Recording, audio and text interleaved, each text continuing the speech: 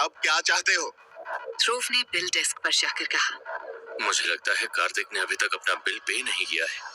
ध्रुव ने कार्तिक का बिल निकलवाया और कैशियर को बिल देकर कार्तिक के पास भेजा। बिल देखकर कार्तिक गुस्से में बोला, केवल 60,000 रुपए। इतना कहकर कार्तिक ने अपना क्रेडिट कार्ड निकालकर कैशियर की तरफ फेंकते हुए कहा, इससे ले लो। कैशियर ने अपनी मशीन में कार्ड स्वाइप किया और थोड़ा मुंह बनाकर कार्तिक की तरफ देखते हुए कहा, सॉरी सर, आपके कार्ड में पैसे नहीं है। ये नामुमकिन है। कार्तिक ने जैस्मिन के ऊपर 30 लाख रुपए से ज्यादा खर्च कर दिए थे। कैशियर ने फिर से चेक किया तो पता चला कि कार्ड को फ्रीज कर दिया गया है, पर कार्तिक को इससे कोई फर्क नहीं पड़ रहा था क्योंकि उसके पास कई बैंक्स के कार्ड्स थे और लगभग सभी कार्ड्स को ट्राई करने के बाद भी वो किसी भी कार्ड से पेमेंट नहीं कर पा रहा था। आखिर क्या परेशानी है? ये नामुमकिन है।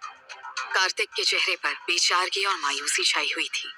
कार्तिक को कुछ नहीं सूझ रहा था। उसने अपना फोन निकाला और किसी को फोन लगाकर पूछा, डैड, मैं किसी भी क्रेडिट कार्ड को यूज क्यों नहीं कर पा रहा हूँ? फोन उठते ही कार्तिक ने गुस्से में कहा, पर दूसरी साइड से उसके पापा भी परेशान ही लग रहे थे। कार्तिक की बात को पूरी तरह से अनसुना करते हुए कहा, मुझसे बात मत करो और कोई कॉल भी मत करना, घर में पुलिस आई है। कार्तिक का गला सूख रहा था। उसने हैरानी से पूछा, क्या बात है?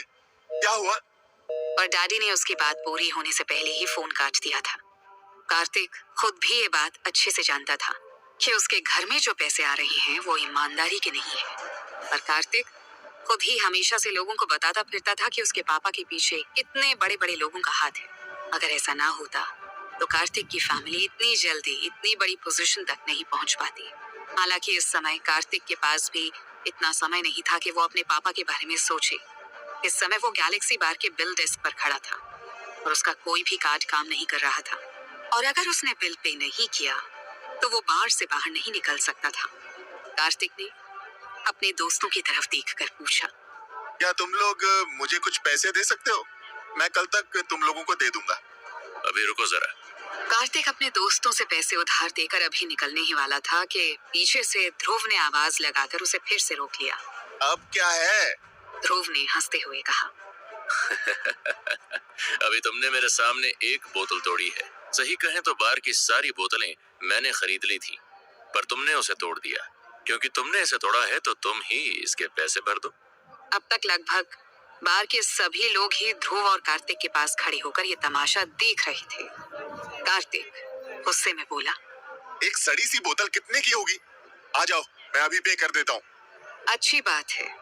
ध्रुव ने वेटर की तरफ इशारा किया जो अभी भी कांच के टुकड़े बटोर कर एक ट्रे में रख रहा था। ध्रुव का इशारा मिलते ही वेटर ट्रे लेकर सामने आया और बिल डेस्क की ओर बढ़ा दिया। कैशियर ने बोतल के टुकड़े उठाकर हैरानी से ध्रुव की तरफ देखा, फिर कार्तिक की तरफ देखकर बोला, जो बोतल टूटी है उसका नाम है मैकेलन। ये 1955 की है। इसकी कीमत। इतना कहकर कैशियर ने प्राइस टैग कार्तिक को दिखाते हुए बारकोड स्कैन कर कहा, 66,66,666 रुपए। बोतल की कीमत सुनकर लोग हैरान थे। ये बोतल इस बार की सबसे महंगी बोतल थी जिसे गैलेक्सी बार ने बहुत सजा कर रखा था। हैरत की बात यह थी कि ये बोतल कार्तिक के ठीक सामने की बोतल में लावारिस किसने रख दी थी।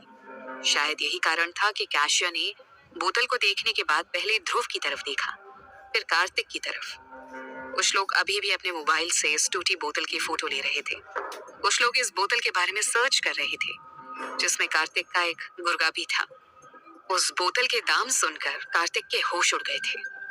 उसने 66 लाख रुपीस की शराब की बोतल तोड़ दी थी और उसके पास 1 रुपया भी नहीं था। कार्तिक पागलों की तरह चीख रहा था। ये इतनी महंगी कैसे हो सकती है? कार्तिक की बात को अनसुना कर ध्रुव ने कैशियर से पूछा, पर मैं जान सकता हूँ कि कार्तिक पैसे कैसे देगा? और ध्रुव को जवाब मिला, शराफत से या मार खाकर। भले ही आज सवेरे तक ध्रुव गैलेक्सी बार का वो वेटर था, पर अभी ध्रुव इस पार्टी का होस्ट था। कैशियर ने ध्रुव की तरफ मुस्कुराकर देखकर कहा, चिंता मत करो, हमारे पास कई तरीके हैं पैसे वसूलने के। डर से कार्तिक की आंखें सिकुड़ गईं। वो डर और गुस्से से चिल्लाया, इस बोतल के पैसे मैं क्यों भरूं? मैंने तो इसे चखा तक नहीं है, ना मैंने इसे ऑर्डर ही किया था। तुम्हारी हिम्मत कैसे हुई इसके पैसे मेरे पर डालने की? क्या तुम जानते हो मैं कौन हूँ? और क्या तुम्हें पता भी है मैं किस फैमिली से आता हूँ? अब तक बार में खड़े बाउंसर भी आ चुके थे। मैं नहीं जानता तुम कौन हो और तुम्हारे बाप कौन है।